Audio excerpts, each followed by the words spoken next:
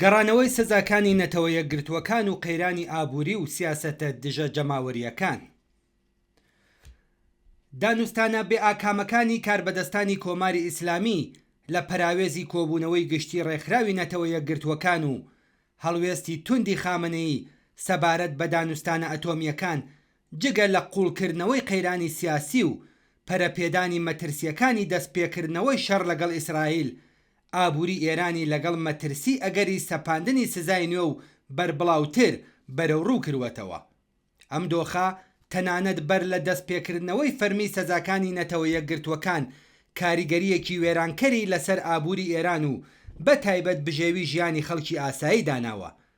دابەزینی نرخی تمەنی ئێران بۆ ئاستی $1 بەرامبەر بە 110,000 تمەن نیشانەی قوڵایی ئەو قەیرانە ئابووریەیە کە وڵاتی داگرتووە. ئەم بەرزبوونەوە بەرچاوی نرخی دراو توانای کڕینی بنەماڵەکانی بەڕادەیەکی زۆر کەم کردوەتەوە و ژیانی کرێکاران و چین و توێژە کەم داهاتەکانی خستووەتە ژێر گوشارێکی کارەساتبارتر لە پێشوو. واقعیەت ئەوەیە کە کۆماری ئیسلامی لە گێژاوی قەیرانێکی قوڵی ئابووریدا گرفتار بووە کە هیچ ڕێگە چارەسەرێکی سادەی بۆی نییە. ئەم قەیرانە کە ڕیشەی پێکهاتەیی هەیە ئاکامی ئەو سیاسەتانەیە کە ئەم دەسەڵاتە لە ماوەی 46 ساڵی ڕابردوودا پەیڕەوی کردووە.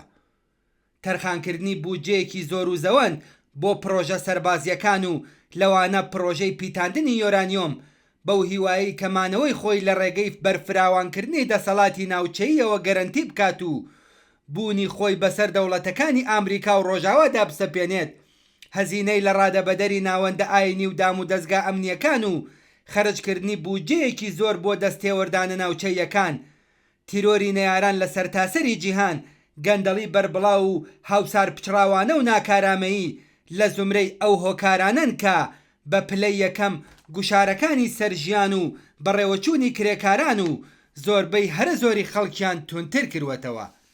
هاوکات سزادەرەکیەکان و پەراوێزکەوتنی نێودەوڵەتی کەسب و کاری بە تەواوی وەستاندووە و وەبەرهێنان و گەشەی ئابووری لەگەڵ ئاستەنگی جدی بەرەو ڕوو کردوەتەوە. ئەم سیاسەتانە بووەتە هۆی ئەوەی کە دانیشتوانی وڵاتێکی کە لەسەر دەریایەک لە سامانی سروشتی هەڵکەوتووە لەو پەڕی هەژاری و بێدەرەتانی تابژین. ئامارەکان نیشانەدەن کە نزیکەی 70% کرێکاران و زەحمەتکێشانی وڵات لە ژێرهێڵی هەژاریدا دەژین.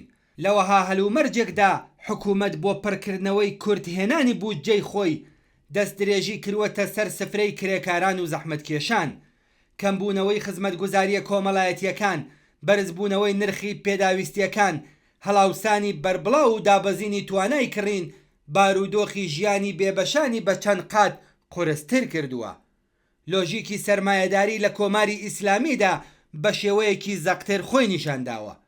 کرێکاران هێندە بە هەژاری دەهێڵێرنەوە کە هیچ کاتێکی بەتاڵیان بۆ بەسەربردن نەبێت، بەڵام ئەوەندەش هەژار ناکرێن کە نەتوانن بژێوی سەرەتایی ژیانیان دابین بکەن.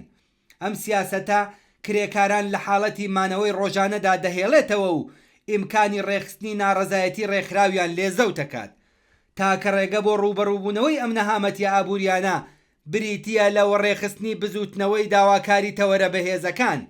کرێکاران و خەڵکی زەحمەتکێش دەبێت لە ڕێگەی پێکهێنانی یەکێتیە سربەخۆکان و مانگرتنی ڕێکخرا و ناڕەزایەتی ئاشتیانەوە داواکاریەکانیان بخەنە ڕوو.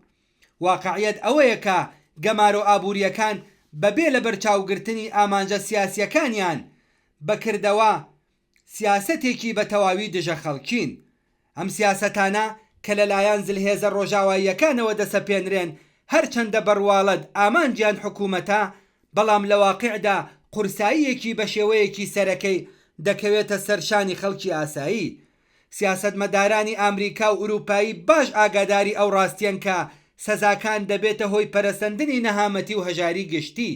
ئامانجی ئەوان ئەوەیە کە هاوڵاتیانی ئاسایی بخەنە ژێر گوشارەوە بۆ ئەوەی لە ڕێگەی ناڕەزایەتیەکانەوە ڕژیمی ئێران ناچار بە گۆڕینی سیاسەتەکانی بکەن. ئەم ئاراستەیە بەکردەوە خەڵک دەکات بە بارمتەی ناکۆکیە سیاسیەکان، نمونەیەکە لە بەکارهێنانی ڕەنج و ئازارەکانی مرۆڤ وەک ئامرازێک بۆ گوشاری سیاسی. بەڵام خەڵکی ئێران بەرامبەر بەم هەژاری و تاڵانچیەتیە بێدەنگ و بێهەڵوێز نەبوون. ئاخێزەکانی بەفرامباری 96 و خەزەڵوەری 98 لەلایەن جەماوەری هەژار و بێبەشەوە بەڕێوە چوو. ئەوان لە ئاخێزی شۆڕشگێرانەی 1401 بۆ 1402 بە دروشمی ژن ژیان ئازادی سەر لە نوێ هاتنەوە مەیدان. ئەم جارەیان خەبات لە دژی هەژاری گرێدرا بە چەند فاکتەرێکی بنەڕەتی دیکەی وەک ستەم و سەرەڕۆیی و ئاین و پیاوسالاریەوە. لە هەلومەرجێکدا کەستەم و سەرەڕۆیی و خەفەقان، هەڵاوسان و گرانی، بێکاری دەیان ملیۆن کەسی، برسێتی و هەژاری و کلێنی قوڵی چینایەتی ژیانی چین و توێژە ستەم لێکراوەکانی کۆمەڵگەی کردووە بە دۆزەخ. بێگومان جەماوەری کرێکار و خەڵکی ئازار چێشتووی ئێران کە 46 ساڵە لە ژێردەسەڵاتی ئەم ڕژیمە چەوسێنەر و تاوانکارەدا لە پێناو باشترکردنی بارودۆخی کار و گوزەرانی خۆیان خەبات دەکەن، لەم هەلومەرجەی ئێستەشدا لەسەر خەبات و تێکۆشانی خۆیان بەردەوامە بن.